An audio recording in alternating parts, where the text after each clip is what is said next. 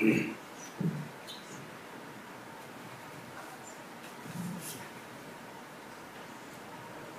morning. Good morning. Good morning and welcome. My name is John Nail, and on behalf of our local community television station, I'd like to welcome all of you to an interview, a discussion, if you will, with the three candidates for mayor of Waterville. Seated from left to right, Steve O'Coin, Nick Isgrove, and Karen Rancourt Thomas. Welcome the three candidates, and thank you all for throwing your hat in the ring. Let's begin with opening statements, telling us a little bit about yourself and why you're running, and let's start with you, Steve. First, I thank you for sponsoring this. The more exposure that we have to these basic principles of democracy, the better off we are. And so I really appreciate the opportunity to do this. My history has brought me forward to this point. I've always been involved in issues of economic fairness and opportunity. And that's why I remain a Democrat, because I think that those are the principles that have carried things forward for this party and for people as a whole. I remain wed to the idea that we can create in the city, with proper leadership, an environment for growth and for tax fairness. To that end, I think that the mayor becomes the primary advocate for the city. As you know, I'm sure everyone knows, the mayor has no vote as veto. But the mayor really is the advocate, sets the stage, speaks at the center of the stage, and carries that message forward, whether it's in Augusta, whether it's here, and then people have, as elected officials, the ability to listen to the case that we make as the city for our growth and for tax and economic fairness. Having said that, I think that. Thank you. Thank you, Steve. Nick? As most people know, Waterville is at a crossroads. We can go back to the way it used to be, where we're thinking about next week or next year, or we can really keep stepping forward with a long-term vision for the next 10 years. We need to work to bring in the new manufacturing base that is coming to Maine. We need to work to revitalize our neighborhoods. And we need to keep in mind the goal of a city that's economically independent. We have a broadened tax base, lower rates of crime in the streets so our children are safe, and lower mill rates so that more people want to live here and becomes more economically viable and come and enjoy this great city. That's why we're on. Thank you, Nick. Karen? Hi, I'm Karen Rancourt Thomas. I'm the Board Council for Ward 7. I do agree with Nick that we need to broaden our tax base in Waterville. Waterville at one time was filled with families, and people left the city to go work elsewhere, whether it be at the Scott Baker Company, at Sappy. We also enjoyed the capitalism here, but people lived in the city. They didn't leave. Right now, the city, people come to work, but they want to leave. And that's what we've lost. We've lost that sense of community. And I worked very hard to build that in the South End. I was one of the founding members of the Center. And so I put together the festival at the Ball. We brought a bunch of different cultures together for the first time in a while. So my vision is to bring in businesses, but we want people to stay in Waterville. We want our schools to be better. We want all types of people here, but we have to bring them in, and we want them to stay. And too many people now are leaving. And they're leaving because it's Waterville is being portrayed as just a service city with nothing more to offer than that. And I'd like to see that change. And that's how we're going to do it. Thank you. Thank you, Karen. We agreed beforehand that we would be asking the questions on a rotating basis. We started first with Steve on the opening statement, so we'll start with the questioning. The first question to Nick. Nick, you mentioned in your opening that you thought we needed to add jobs and expand the tax base here in the city. So the first question is, do you have any specific plans to add jobs and expand the city's tax base? Certainly. we have a lot of things happening in Maine right now. If we look back in the past month, we see Lincoln logs coming to Maine, yodel stoves. There's a lot happening, but we need to recognize that manufacturing today doesn't look Can't like, hear you at all. manufacturing today does not look like manufacturing did 50 or 60 years ago. As a community, we need to create a constant look back at ourselves and say, are we doing everything we can when we compare ourselves to surrounding municipalities? Because jobs are coming, they're not coming to Waterville. If we just look at the recent development here in Waterville, though, where the city took the initiative, went out and applied for and got the community development block grant, we now have Noel Harris Bakery is going to be not only a revitalized, dilapidated building, but new manufacturing jobs for people who pay decent wages. Those are the kinds of things we need to be doing every day if we're going to see the kind of growth in the residential side. Because people aren't going to come here and revitalize the neighborhoods and be fixing up the houses that are dilapidating if they're not making good wages. We have an economic free trade zone out by the airport. We have an airport that over the last 3 years is moving gradually more and more towards an economically independent model. That's going to be key also into attracting new businesses here in Waterville. Karen, your thoughts, any specific plans on adding jobs and expanding the city's tax base? The airport, which I did go for the expansion of it, is one of the keys we have. We can make money with the airport. We also have the Tractor Road, the exchange that hopefully will be coming in, where we have businesses can go there. Because in the city itself, there's not a lot of room, 15 miles. So where can we put businesses that can manufacture? That would be an excellent place to put it. We have to, again, work with these businesses to make the city attractive. Because you do not want to come to a city where you're going to fail. So I think by offering tax breaks and by expanding it to the Tractor Road, and I know some people are against that because of their livelihood and their company being the that's the first step. We need to talk. We need to just open our doors and say, come in. Thank you. Steve, specific plans? I would agree with Karen as well, that Trafton Road is a really key piece of what we're trying to do. And I spent a lot of time as a city councilor and privately protecting neighborhoods, so I feel quite strange in this. But those are part of a promise and a deal that could have been broken. And so the Trafton Road becomes a very important piece of this. The airport, certainly once the runways are done, then we're set in terms of technology. I believe the second or third longest runway in Maine.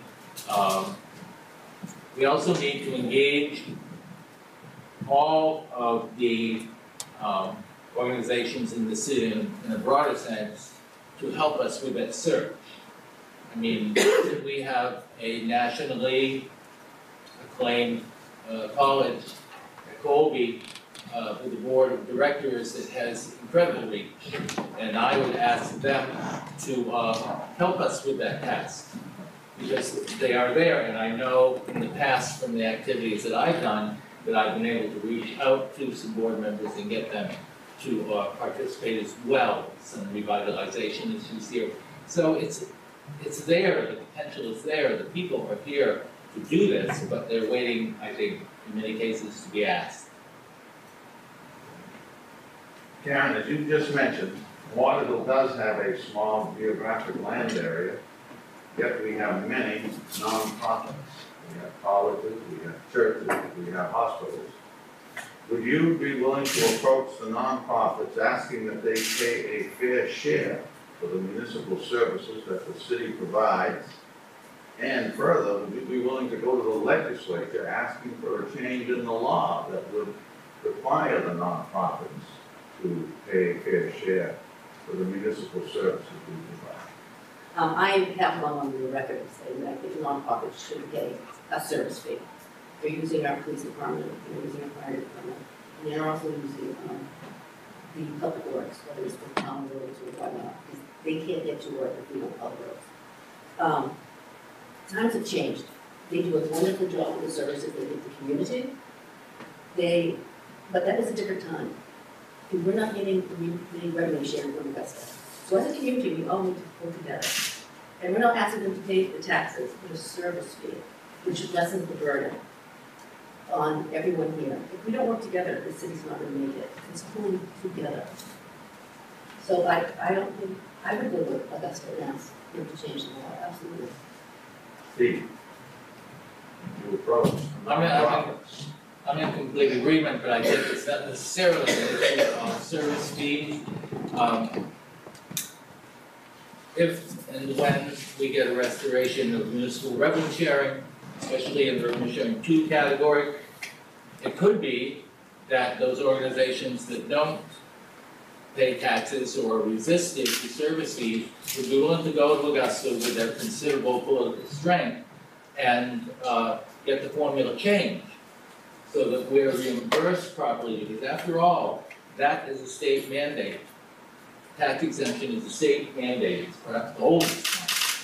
And while there were certain items I think that I would exclude, like churches, because it's just too touchy a subject, I think that if you're a successful business and you're tax exempt, then certainly you've got to have to find a way to help build this local infrastructure and to increase revenue to the city through some means.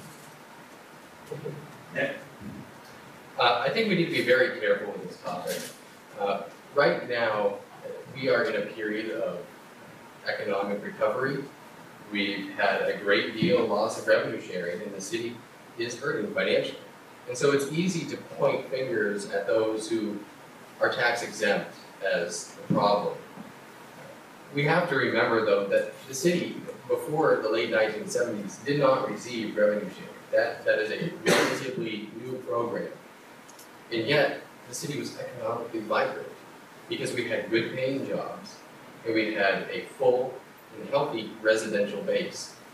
I think we need to partner with folks at Colby and Thomas, the hospitals. I mean, if we look right now, the new Colby president is already talking about spending lots of money in economic development here in the downtown area. We have the president of Thomas College going out to area businesses and seeing what kind of jobs do you need, and developing educational programs around that, which is going to, in the long run, keep students here.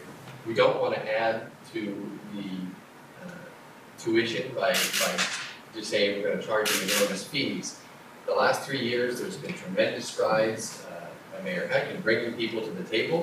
I think we need to continue that. I think we're just turning the corner on strengthening these relationships where we're going to see that kind of economic input from these nonprofits and working together with them without demanding some kind of fee from the state. Thank you. Steve, what is your position on the recently enacted pay-as-you-throw trash collection policy here in the city? Well, again, I'd like to stay away from that one.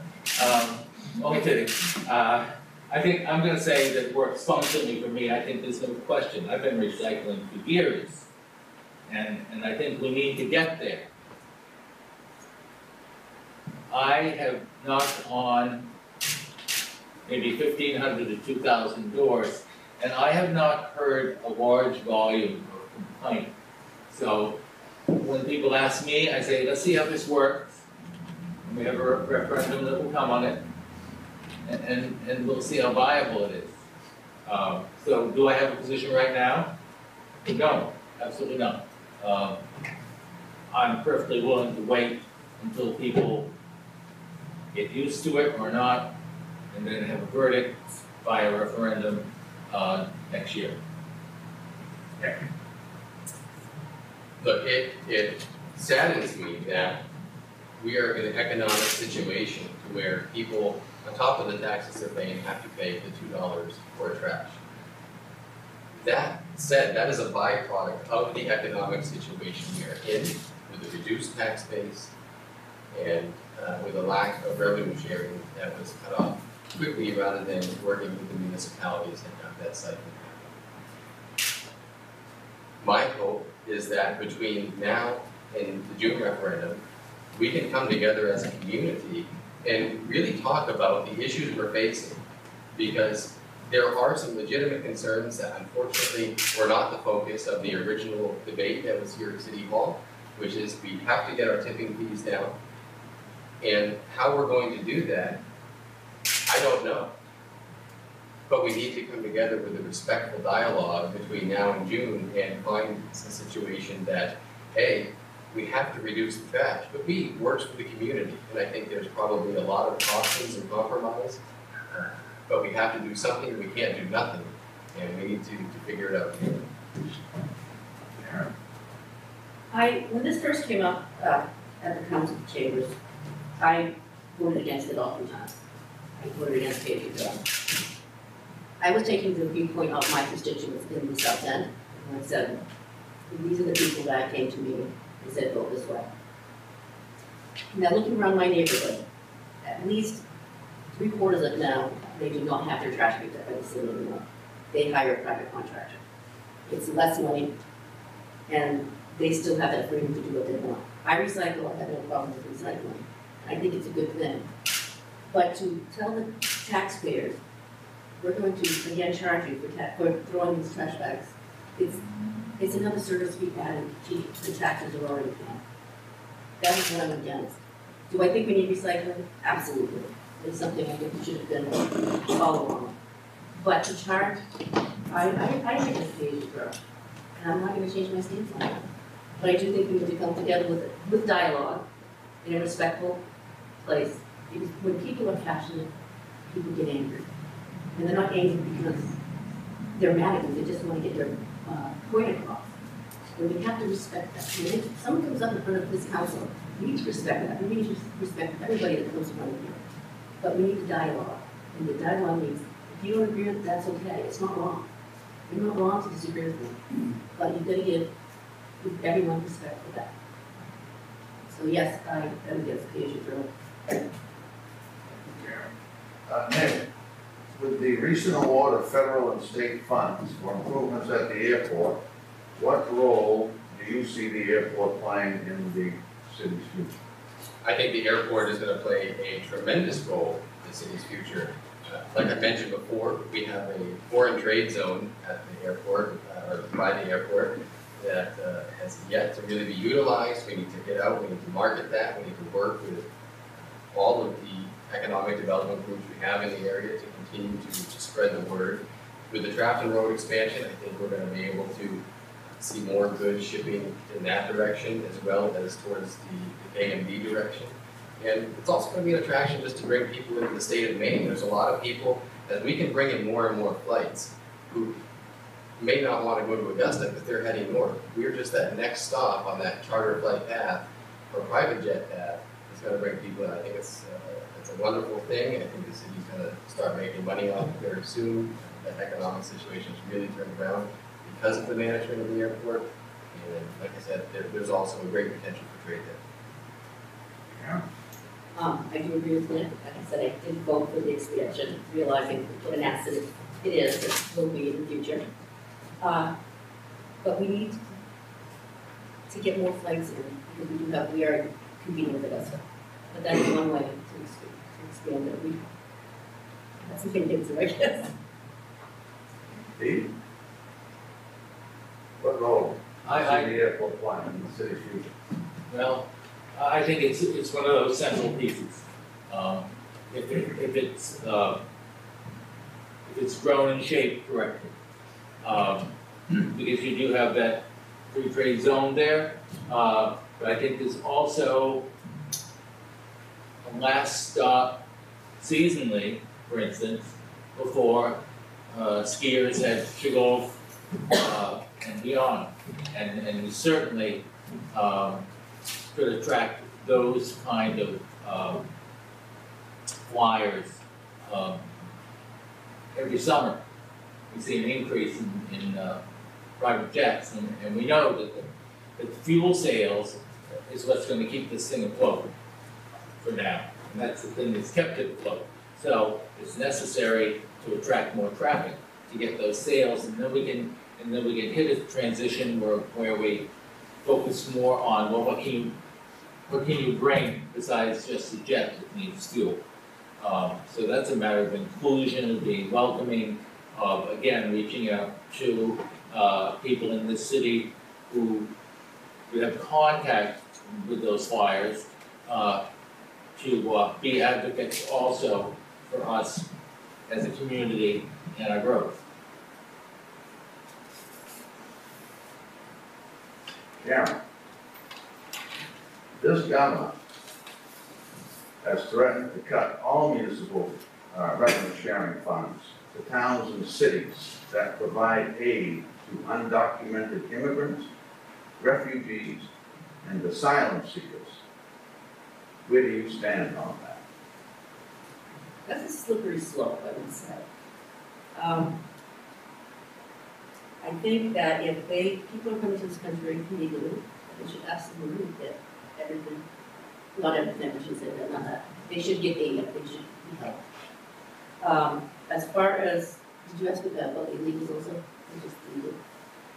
Well, I'm framing it in terms of legal, because the legals are the only ones that we can legally give funds to, okay? If you're legally here. If they're illegally here, you're right, no. If they're legally here, absolutely. You're here for a reason.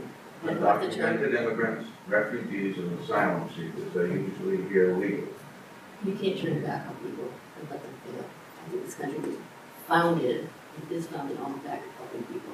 And that's a sad statement to our society if we do turn our backs on them. I think the heart of America is generosity and understanding. I think as long as people are in a legal framework, then we should do what we can to help them. I think it's very unhelpful that the governor takes that kind of a position when he grew up in an environment where people needed help, and that happened all around him. I think the governor is simply using these things as kind of a scapegoat, and hopefully there's going to be a change, and we'll have less divisiveness from Augusta, less negative input, and more of a positive vision for where we should go with this, because my grandparents who ended up here, my Meme and Pepe, were immigrants from Canada, and they dragged their stuff down here. And fortunately there was enough opportunity at that point, and they were industrious and hard-working, that they ended up making a life here, raising 4 children, and being very happy to be part of this community. If somebody is here through the legal channels, they are not an illegal immigrant. Those people we do help, I think, will continue to help. But we are all here talking about the fact that we are being squeezed economically. The reality is, no, I do not agree with giving funds to illegal aliens. That's the difference between legal and illegal.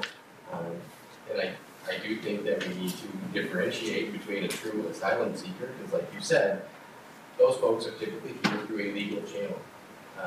Those are the folks that we need to be taken care of, and we need to work with what we have. I don't think we should encourage lawbreaking.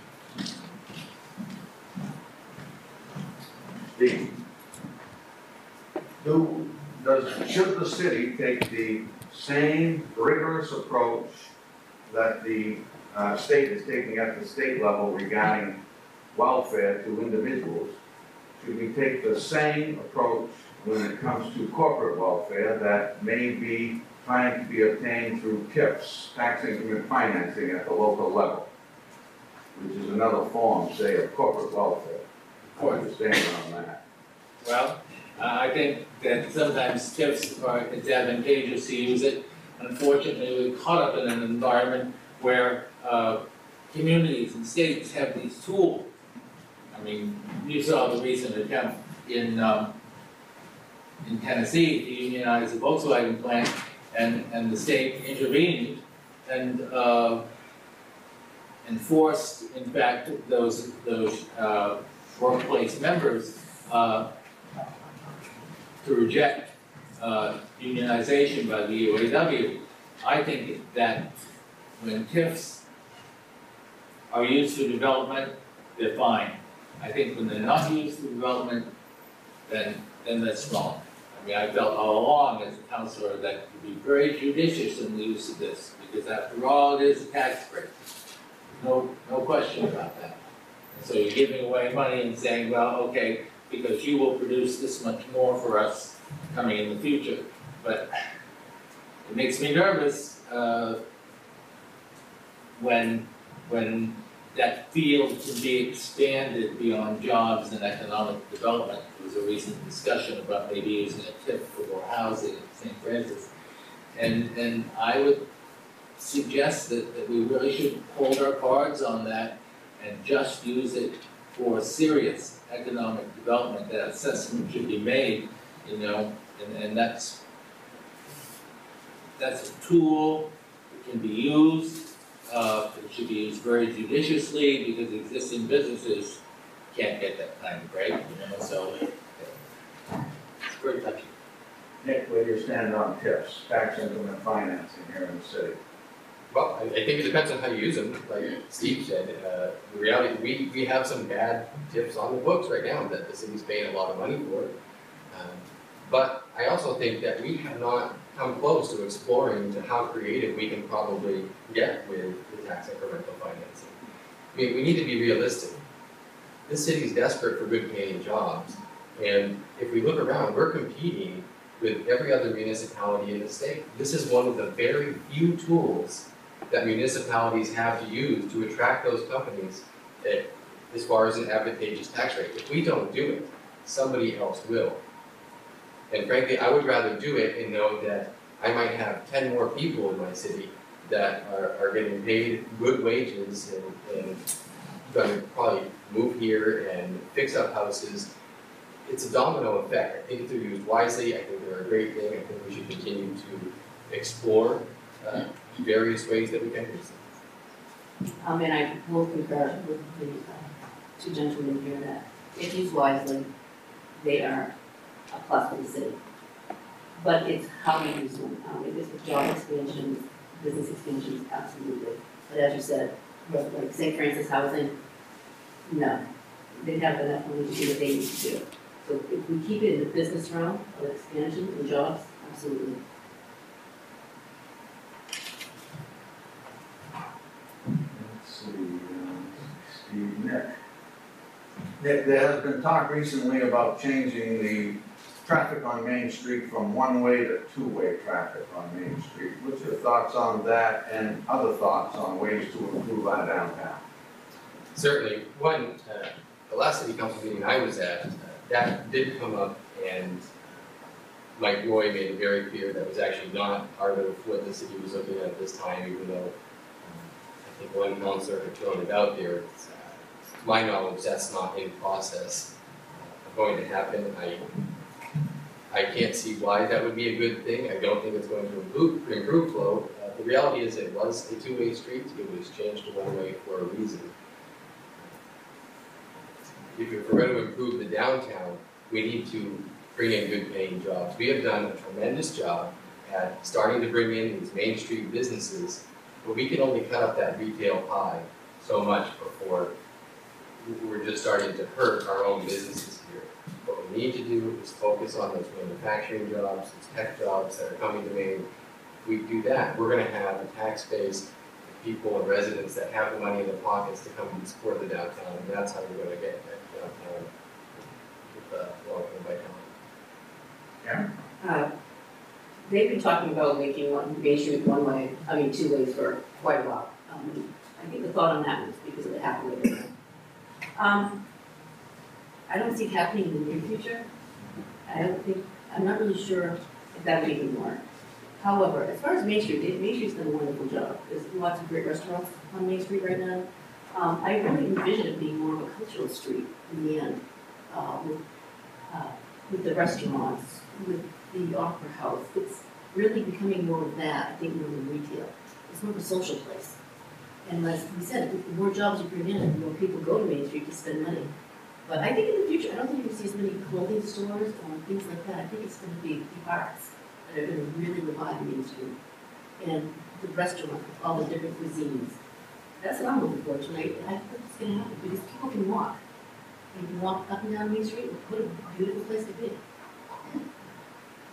Steve,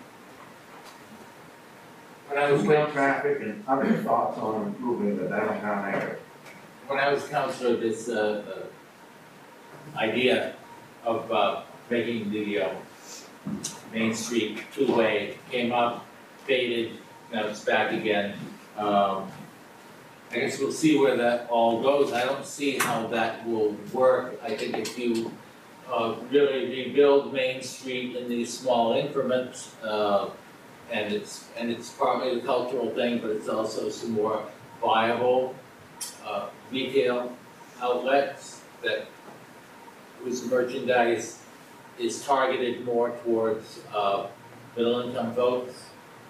Specifically, I know that I've talked to people, they would love to have a Rennie's here, it's an anchor store right on Main Street. And I would agree that would be a nice choice if we can make that work. But I think that Main Street has too many vacant storefronts now, and that some more focus has to go there. It has to, again, spin off total community participation in finding these solutions. There are people out here who know this person, that person, to put together the kind of functional coalition that will bring businesses, and that's the whole spread of it to downtown. Two-way traffic seems to be that might discourage that kind of growth in some way. Karen, across the state, it's well known that we are the oldest state in the union these days, us and Florida. There is work underway at the state level regarding making communities in Maine aging-friendly communities so that we can be attractive to our senior population. Do you have any thoughts on how Waterville might engage in that type of planning and activity? Well, I'm part of that aging community right now, and Florida looks better than Maine in the winter. However, I really don't have any thoughts on that. We haven't given it any thoughts. Waterville, people come home. People always come home. And we have a lot to do in this area in the sense of we can Belgrade Lakes. And we have the outdoors, we have skiing, and I know people like to ski. So if we make Waterville kind of a central place, that you can live here or have one part of the elderly housing or something like that, and then you can go and travel about to do the winter sports, that would be great. But we need to create things that people want to come to Waterville for, whether it's recreation, whether it's the arts. We have to want people to come and stay here. And to bring people back, that's what we're going to have to do. And it's the snowbirds, and they're probably from Waterville anyways. But we want them to stay, at least part of the year. So, I would bring them back.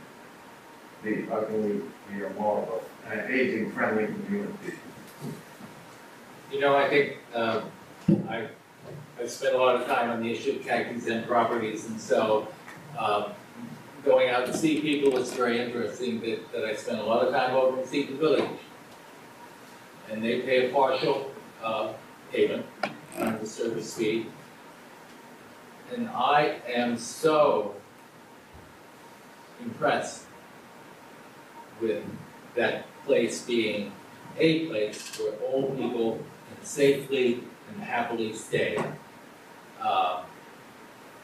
That I just didn't turn my head around on that other issue, but you know, I think that if the environment, and I guess that's really kind of what Karen was saying, that if the environment is here, that's safe and accepting and comfortable, then that is what will work for most elderly people. That's certainly what I saw and heard going door to door there in the last few weeks. Waterville has already some tremendous assets, including the new St. Francis apartments. Like Steve mentioned, there's Seton Village, where my grandmother spent her final years after spending most of her life down on Ann Street. That said, we need to get beyond just these housing units. There are a lot of elderly folks and retired folks who want to stay in their homes. And I went to the home of one woman who told me, Nick, you know, this is my family home. I came back to Maine after having been away, and this is the house I grew up in. And I'm starting to worry that I can't afford it.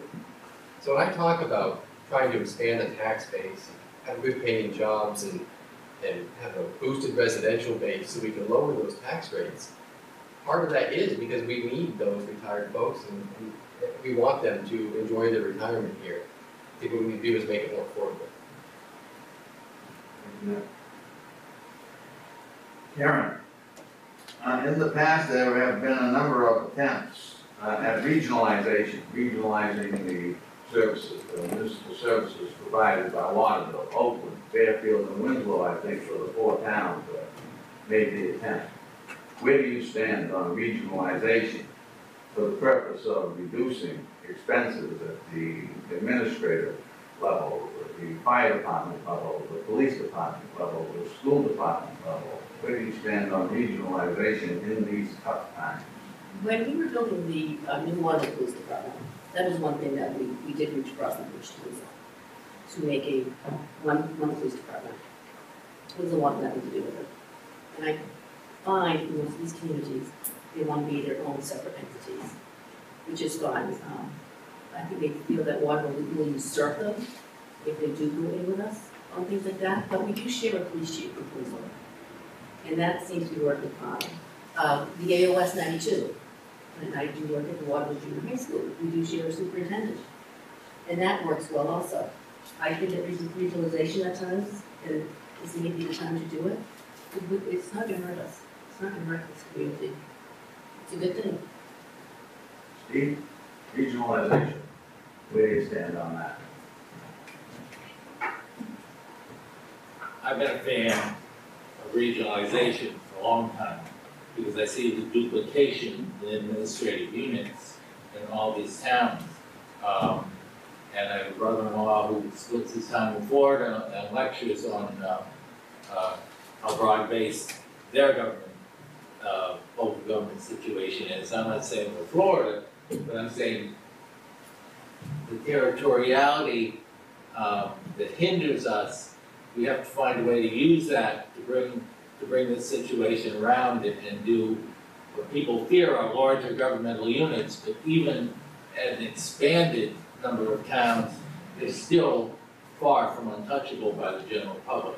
You don't lose democracy by doing that, you know, and you'll gain quite a bit, I think, in terms of saving administrative costs. Okay. If people want local control, regionalization is going to be a must in some things. You can't have total local control and not work with those around you and have the lowest tax rates around. That just doesn't work because there is a lot of duplication. As we just heard, there is a fear among communities of losing that community identity. I mean, we look at who's around. We have Waterville, Winslow, Fairfield. These are all towns, and rightfully so, that have a strong community identity. I think if we can work to ensure the people in our communities that you're not losing your purple and white Panthers of Waterville or the Black Raiders, you're still independent. You're still going to have that identity, but as was mentioned, you share a fire chief. I think it has to be delicately approached, but I think it's a must. Let's see, the recently inaugurated president of Colby College has said that he wants to work closely with the city to find ways to improve our downtown area, to improve our economy. In what ways would you be asking Colby to participate with the city and asking this new president to help as well? And that would be Steve. Yes. Well, specifically, if you could. if I could. Right, because I have absolutely no idea what he has in mind, and obviously he carries forth an agenda that's already in process. So I think I'd like to hear what he has in mind for that, and then we can work with that. They are the major economic engine of this town. Their employer and their staff doesn't necessarily live here, but maybe one of the pieces that could happen is first an open conversation with the new president about what is needed, so that the city, the community sets the definition, and it's not left up to Colby to necessarily decide what they're going to do or not do. When I say we need to work with our nonprofits, not against them, this is precisely the kind of thing I'm talking about. When President Green was in Chicago, he went to an area of Hyde Park that was totally dilapidated. And through his vision and leadership, put in millions of dollars of economic investment that not only reinvigorated storefronts so that we could have businesses, that they could have businesses there as independent economic engines providing jobs, but also provided housing for students above those businesses. I mean, these are the kinds of ideas that we need going forward. I would prefer to look at Colby as a partner in those kinds of projects and not as the major economic source for Waterville. I'd like the major economic source for Waterville to be something like the in-state machine, expanding on the tractor road, providing good paying jobs. Colby is a wonderful thing, so is Thomas College, who we shouldn't forget. That's a business school. But I think there are some specifics out there, but I think President Green would be more than willing to work with whoever is the mayor and council here to expand on those ideas. I don't think there's an agenda to push. Aaron, how would you work specifically with Colby? I think that most people in the city find Colby a mysterious college, because we know it's there, and we know there is communication with the city. But the majority of the people who live here don't really know anything about it. I'd like to see dialogue with the president and faculty to come and have a host of community questions and answers. And by getting to know them better, they're going to get to know us better. And that's how we open the dialogue up to work with Colby, with Thomas, with the hospitals. Because when you sit there on the hill and don't communicate with the people here, misconceptions are all over the place.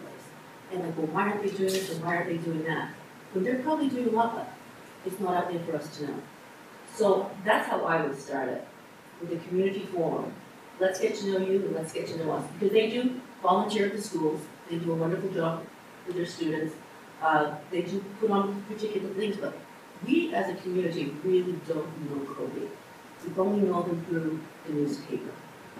That's where I would start with Colby College, is getting to know them and having them really get to know us. Thank you.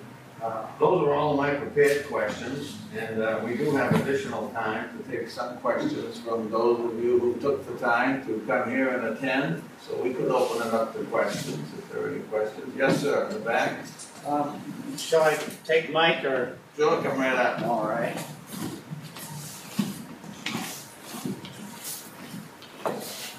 My name is Ernie Brolman, and I have been working on an issue of tremendous importance to me and my family for 6 years. My house was engulfed in wood smoke. A neighbor of mine had a heart attack. They took him to the hospital, cut open his ribs, pulled it apart and went at it. Tremendous pain and suffering. And my daughter had an asthma attack that could have killed her. And the city did not enforce its laws. I went to work as a volunteer with help from Governor Baldacci's office, where I received governor's commendations.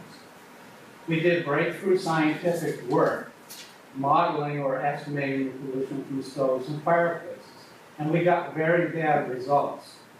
And this has resulted in new NSPS standards for all wood burning equipment.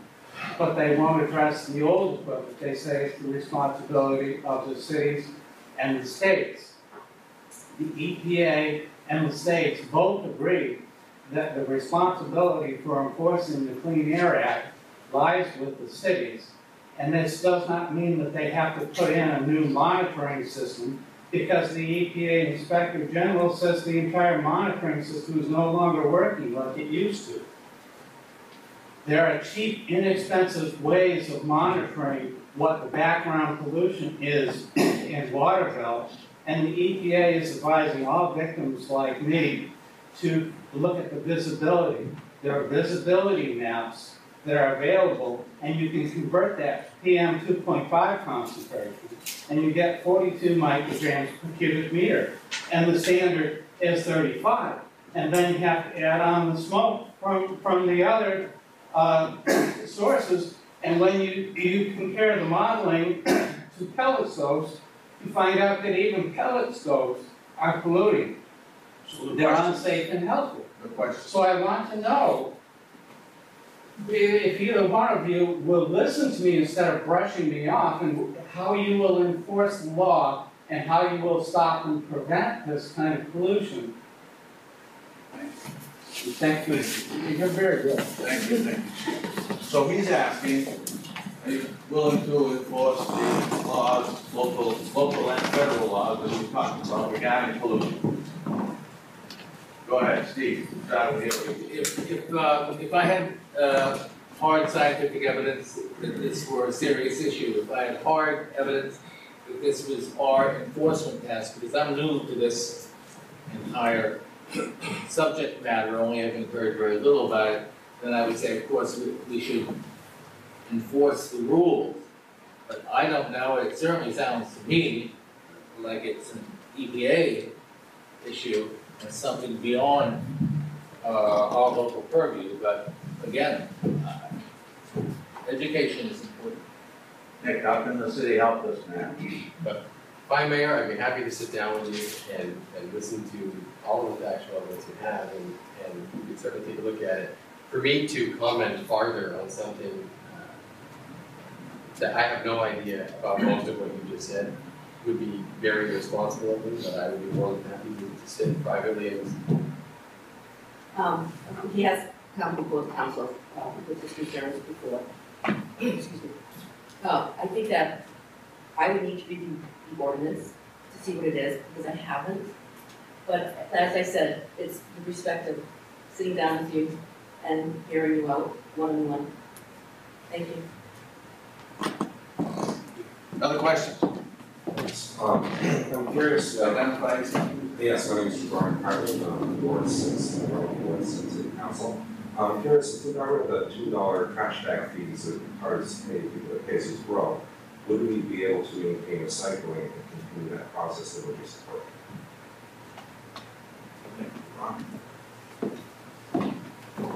Go ahead, Nick. Yeah, I'm happy to answer that.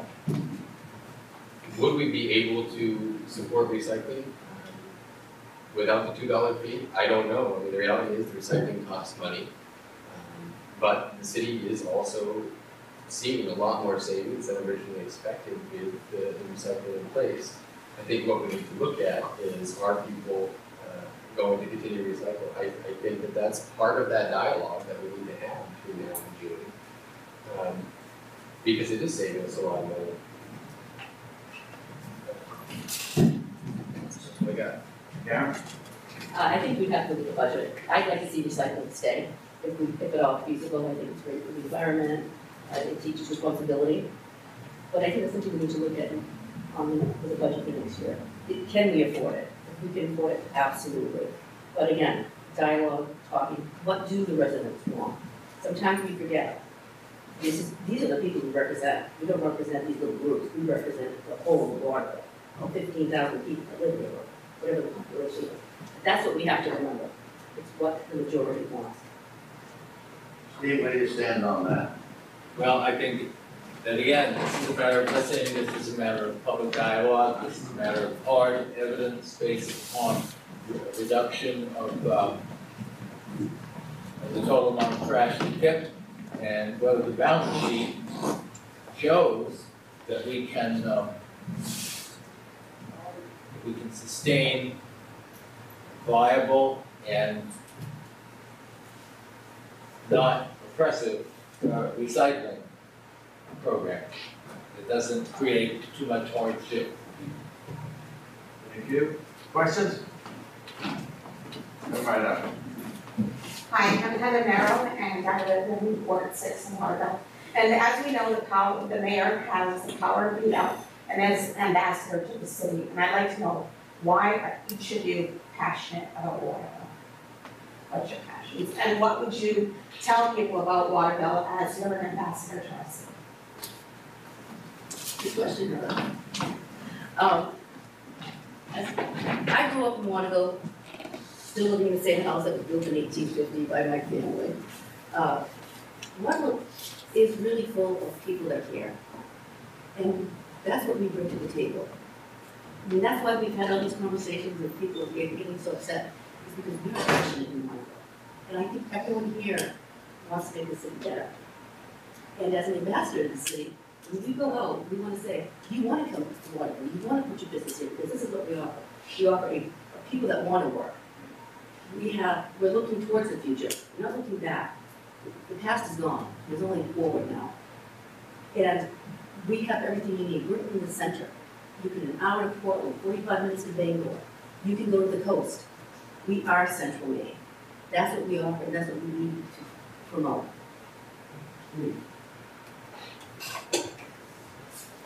How you gonna sell us? How you gonna sell us?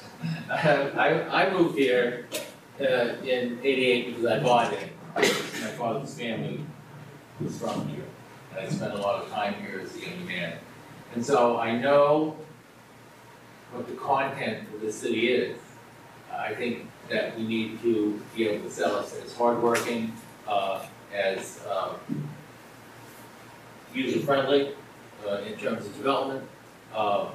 When it comes to good paying jobs, I think you need to convince those who would either bring their business here or the residents here that this is a desirable place in terms of trained workforce and in terms of area that's available for further residential development of a mid to upper income scale.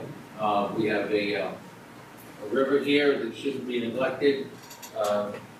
One of the things that I hope for somewhere in the future is, if it all works out, is that there's salmon coming up there in 10 years. So it's a tremendous asset, and it always has been, and I think that maybe now is the time that we create some focus on it as an asset for this community. Yeah. I was born and raised here. And I moved away. I lived in a different area of Maine for a few years, early adulthood. And when I came back, one of the first things I noticed was walking through a parking lot, and almost every person who I didn't know smiled and said hi. That's why I love it. There's something that you can't put your finger on. And as far as selling Waterville, we have an incredible base of passionate people, and I think if you come to the city council meetings, that is on display. But that's a wonderful thing. That's people who want their city to be better, whether we agree or disagree. Everybody here has the goal of just making this vibrant city. We have the airport. Like Karen said, we're centrally located. There's so much about Waterville to love. I mean, personally, I'd rather see hydropower coming out of the river than salmon, but there's a lot of resources here, and we can debate on how to use them, but the fact that we're all here today having this great dialogue, this is why I like it. We'll take one more question, then we'll give you folks a chance to make a closing statement. Go ahead, one more question. It was Liz Barnes over before. My question is, I've heard a lot talk about bringing new businesses to Waterville because that's what's going to create jobs. And then you get into the TIF, and well, if it creates more jobs, then the TIF would be viable. But small businesses employ 90% of Mainers, and most of them are paying more than minimum wage. So I want to know how you guys would better help promote the small businesses that are already here, because as we know, we've just lost a few of them. And I think a lot of business owners, I also work for the Red Barn in Augusta, so we have a very different way of doing things. And I've talked to some business owners in Waterville, and I've talked to many in Augusta, because they always come to us for advice. And I know it's come up, well, hire an economic developer, but that costs money, and we don't want to be spending money, but maybe a development committee that's working with the small businesses, ask them about their needs, whether it's marketing, and I know there's some going on, with the Chamber and Main Street, but, and I think the key ingredient is building that sense of community, and then people are gonna be more likely to go to those small businesses. But a lot of them don't have time to go outside their business, and that's the key ingredient in promoting their own business. And if they don't have the time to do that, what can Waterville do to better support them? Thank you. Go ahead, Karen, we'll start with you. That's a really, actually, very interesting question. I'm actually glad you brought that up. I haven't really given that much thought, but you know sometimes when they post on the weekends, like different, like job fairs, what we could do a host to that at the Hathaway Center. All the small businesses come together so people can see it. Market it that way. Do different marketing with one on Main Street. Katie Cobb, the Chamber. But if we can get together like at certain times of the year to promote all these small businesses in one place. So people say, oh, I didn't realize that shop was open. But these are my wares. So different marketing like that. But that's a great question. Steve?